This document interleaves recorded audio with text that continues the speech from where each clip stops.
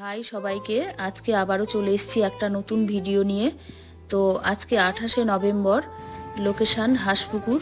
তো আমি আর মেয়ে বেরিয়ে পড়েছি, লোকেশানটা কাছে সেই জন্য টোটোতে করেই বেরিয়ে পড়েছি।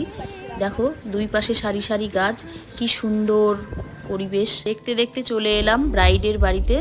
আজকে আমার মিষ্টি ব্রাইড, তো তার কাছেই শুনে নিলাম সে কেমন সাজবে।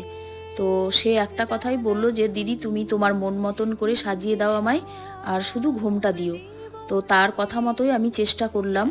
তো দেখো লাস্ট পর্যন্ত কেমন লুকটা আসে।